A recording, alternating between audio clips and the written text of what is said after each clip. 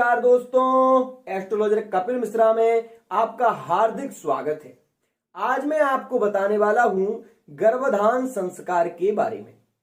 वो कौन सी तिथियां हैं जिनमें गर्भाधान संस्कार नहीं करना चाहिए, वो कौन से नक्षत्र हैं जिनमें गर्भाधान संस्कार करने से नपुंसक योग बनता है, तो वो कौन सा संस्कार के कारण किस तिथि में यदि आप अपने पार्टनर के साथ में संसर्ग करते हैं, प्रेम संबंध बनाते हैं, तो आपको ये भी देखने को मिलता है कि जो आपकी जो संतान होती है ना, वो विकलांग इत्यादि होती है। तो ये क्या है ना, ग्रहों के कारण होता है। ग्रह की महादशा, अंतरदशा, नक्षत्र का सिद्धांत, ये सारे ग्रह अपना अपना रिजल्ट क्यों देते हैं, इस विषय में मैं थोड़ी सी चर्चा करने वाला हूं। लेकिन मैं आपको बता दूं कि यदि आप ने हमारे चैनल को सब्सक्राइब नहीं किया तो चैनल को सब्सक्राइब अवश्य कर लें।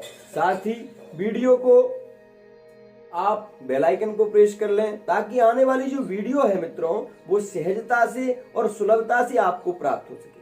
हमारा उद्देश्य है कि हमारी संस्कृति और सभ्यता के बारे में हमारे जनमानस को पता चलना चाहिए। तो हम ये चाहते हैं कि हर संस्कार एक नियमबद्ध हो और हर संस्कार में एक संस्कृति और संपन्नता झलकनी चाहिए। तो मित्रों, सबसे पहले मैं आपको कुछ नक्षत्र के बारे में बता रहा हूं।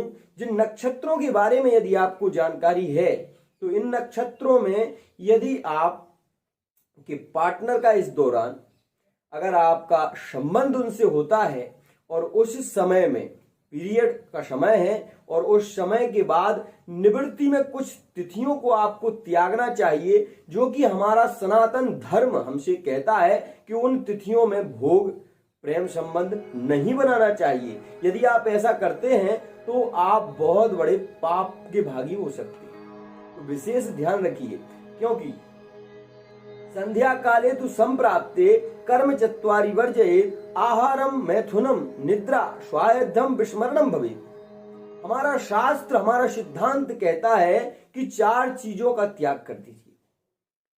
संध्या काल, संध्या काल होता क्या है? संध्या काल होता है एक दिन में 3 त्रिकाल संध्या होती है मित्रों। प्रातः काल ब्रह्म मुहूर्ते या निद्रा सा पुण्य क्षय कारिणी। ब्रह्म मुहूर्त में निद्रा लेने से, ब्रह्म मुहूर्त में भोग करने से व्यक्ति के जीवन का सबसे बड़ा पतन होता है। तो वहीं मध्य काल में यदि 12 बजे का समय, 12 बजे का जो समय होता है, उसमें 48 मिनट में एक मुहूर्त होता है।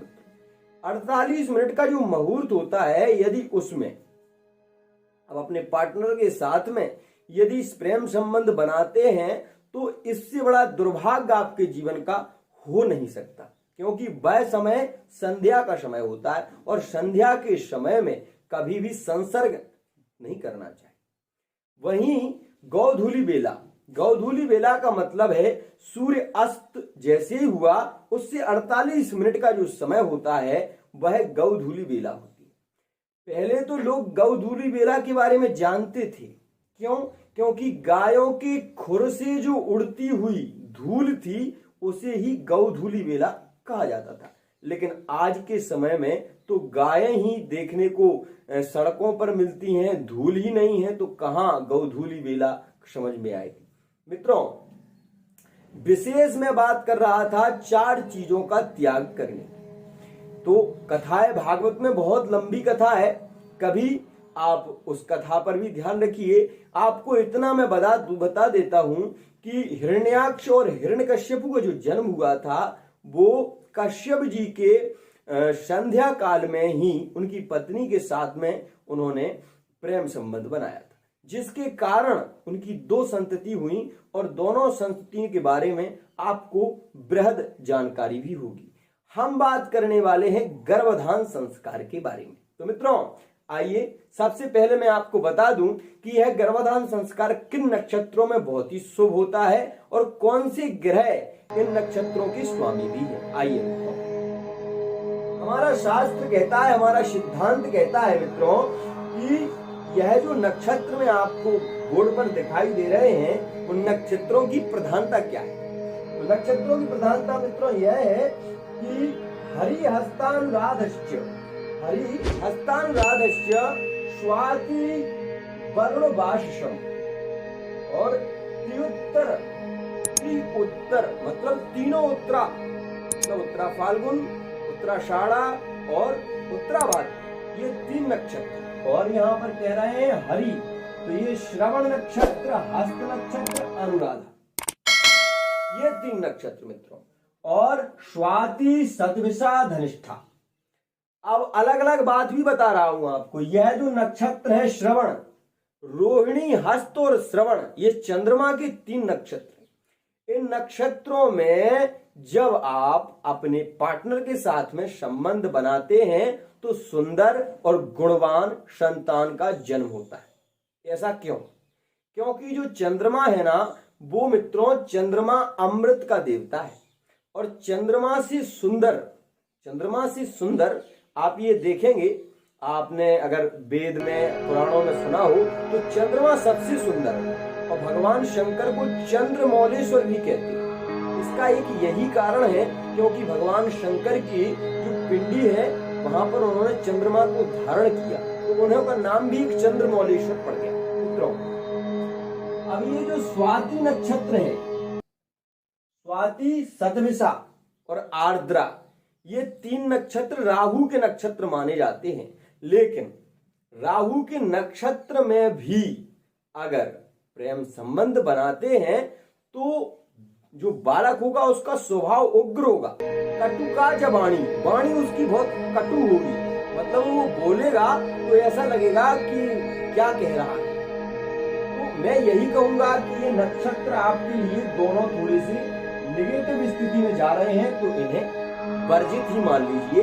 परंतु ये जो धनिष्ठा नक्षत्र है, ये मंगल का नक्षत्र है। और मंगल क्या है ना, पुत्र का देवता मंगल है, गुरु ज्ञान का देवता है, परंतु पुरुष प्रधान ग्रह है। सूर्य क्या है, सूर्य पुरुष प्रधान ग्रह है, तो यह पुत्र की प्राप्ति कराते हैं। वहीं सतविषा और स्वाति, ये दोनों नक्षत्र जो है ना, ये कन्या की प्राप्ति कराते हैं। तो ये भी मैं बता रहा हूं आपको कि कन्या की प्राप्ति होगी। और कन्या कटु, मतलब जैसे एक ये मान लीजिए आपके सिंह की गर्जना से जंगल में जो छोटे छोटे जंतु होते हैं वो भाग जाते हैं, छुप जाते हैं, ऐसी इस नक्षत्र का प्रभाव है। तो वही मैं आपको बताऊं कि ये जो मूल नक्षत्र है, ये मित्रों मूल नक्षत्र है केतु का। क्योंकि 3 नक्षत्र केतु के हैं, मैंने पूर्व के वीडियो में बताए हैं, यदि आपने देखा होगा तो आपको पता होगा। लेकिन मूल नक्षत्र संतान प्राप्ति के लिए सबसे शुभ नक्षत्र माना जाता है। वहीं मूल नक्षत्रों में कुछ कार्य वर्जित भी होते हैं, जैसे कि पंचकों में भी आपने देखा होगा, मूल नक्षत्रों में जन्म हो जाए तो गंडमूल पड़ जाते हैं। तो वो 27 दिन की उसकी बात मैं नहीं कर रहा, मैं बात कर रहा हूँ गर्भाधान संस्कार की। सबसे उत्तम रहता है रोहिणी नक्षत्र में, यदि गर्भाधान संस्कार हो, रात में रोहिणी नक्षत्र हो, रोहिणी नक्षत्र में चंद्रमा क्या होता है, चंद्रमा बहुत मदमस्त दिखाई देता है। आप ये देखना कि जब रोहिणी नक्षत्र होगा तो चंद्रमा बहुत अपने कलाओं के साथ में होगा। और वहीं चंद्रमा की स्थिति जब यह होगी तो रोहिणी नक्षत्र में यदि अपने पार्टनर के साथ में प्रेम संबंध बनाया जाए तो सबसे सुंदर और गुणवान संतान का जन्म होता है। लेकिन एक बात विशेष, रात्रि प्रधान है, रात्रि प्रधान है मतलब रात्रि में ही संसर्ग शुभ रहेगा। वहीं मध्यम नक्षत्र है ये मित्रों पुष्य नक्षत्र, जो कि शनि का नक्षत्र है। वहीं अनुराधा नक्षत्र जो है वो अनुराधा नक्षत्र गुरु का नक्षत्र। देखिए आप, शनि का नक्षत्र पुष्य नक्षत्र है, शनि दुख का देवता है। शनि बहुत दुख देता है व्यक्ति के जीवन में, जितना संकट होता है वो शनि के कारण होता है। तो क्या शनि खराब होता है?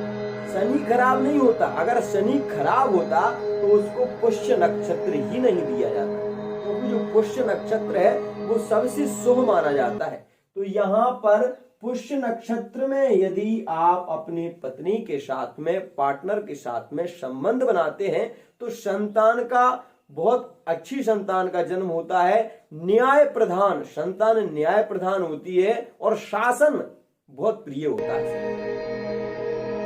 एक बात विशेष बता दूं कि यह नक्षत्र का एक और प्रभाव है मित्रों कि पुष्य नक्षत्र में अगर पार्टनर के साथ में संबंध बनाया जाए तो पुष्य नक्षत्र की ये प्रधानता होती है कि जो बालक जन्म लेगा वो जन्म से बुद्धिमान बहुत होगा, कारक क्षेत्र उसका बहुत होगा, लेकिन आलस्य उसमें भी होगा, आलसी भी होगा मित्रों, ये बात देखिए। वही चित्रा और पुनर्वसु, मृगशिरा, चित्रा और धनिष्ठा ये चंद्रमा मंगल के नक्षत्र हैं। तो ये मंगल का चित्रा नक्षत्र भी मध्यम है, मतलब शुभ माना जाता है, अच्छा नक्षत्र होता है। लेकिन मैं यही कहूंगा आपसे कि यदि आप अपने पार्टनर के साथ में बहुत चाहते हैं कि आपकी संतान गुणवान हो, बुद्धिमान हो, वृद्धिवान हो, तो 3 नक्षत्र हमेशा ध्यान रखिए, हस्त, श्रवण और मूल। ये नक्षत्र मूल नक्षत्र और रोहिणी नक्षत्र सबसे शुभ नक्षत्र माना जाता है। वहीं कुछ तिथियां आपको ध्यान में रखना चाहिए, नहीं तो आपके जीवन में बहुत बड़ी समस्या हो सकती है, ध्यान रखिए। जैसे मित्रों, कभी भी शुक्ल पक्ष की द्वादशी में कभी भी अपने पार्टनर के साथ में प्रेम संबंध नहीं बनाना चाहिए। तो वहीं एकादशी में भी बहुत ध्यान रखना चाहिए कि एकादशी में कभी भी अपने पार्टनर के साथ में संसर्ग ना करें, प्रेम संबंध ना बनाए, क्योंकि एकादशी जिस दिन तिथि होती है उस एकादशी में लोग चावल नहीं खाते। और वीर की स्थिति क्या होती है मित्रों, आपको बहुत गहरी जानकारी दे रहा हूं कि वीर्य का नाश यदि एकादशी में हो जाता है तो ये बहुत बड़ा पाप हो जाता है। तो ऐसा नहीं करना चाहिए, विशेष रूप से ध्यान रखिए मित्रों। एकादशी का त्याग, द्वादशी का त्याग करना चाहिए। त्रयोदशी का देवता कौन है? काम। तो त्रयोदशी में, चतुर्दशी में प्रेम संबंधों बहुत अच्छा है, बहुत ही श्रेष्ठ है। तो वहीं पूर्णिमा में भी ध्यान रखें कि पूर्णिमा की जो 48 मिनट की घटी है, मतलब 1 बजे से लेकर और 2 बजे का समय है, वो श्रेष्ठ है, उसमें प्रेम संबंध बनाया जा सकता है। परंतु शनिवार को त्याज्य कर दीजिए। शनि एक नपुंसक ग्रह है और रात्रि में इसका प्रभाव बहुत ज्यादा बढ़ जाता है, तो शनिवार को विशेष रूप से प्रेम संबंध नहीं। वही मैं आपको बताऊं कि मंगल भी रात्रि में उदित होता है, परंतु बुध मिश्रित है। तो बुधवार का जो दिन होता है ना, वो दिन में तो शुभ होता है, परंतु बुध भी रात्रि में परित्यज्य है। तो त्यज्य है तो उसको त्यज्य रखना चाहिए। हमारे बृहदाकार चक्र में इसका बहुत बड़ा वर्णन दिया गया है। लेकिन 3 ग्रह जो हैं वो पुरुष प्रधान ग्रह हैं, और उन ग्रहों में अगर ये नक्षत्र हो तब भी ठीक है। अगर वो ग्रह ये नक्षत्र ना भी हो तो विशेष रूप से ध्यान रखिए, हर घंटे में होरा परिवर्तन होता है। और होरा का काल मतलब दिन में 12 होरा होती हैं, तो रात्रि में भी 12 होरा होती है। दिन और रात्रि को मिलाकर लगभग 1 होरे का समय होता है 1.5 घंटे। 1.5 घंटे का जो समय होता है उसमें होरा परिवर्तित होता है। तो आप ऐप के माध्यम से, हिंदू ऐप के माध्यम से देख सकते हैं, और यदि आप कोई और ऐप के माध्यम से भी देखें तो उसमें होरा काल आ जाता है कि अभी किसकी होरा चल रही है।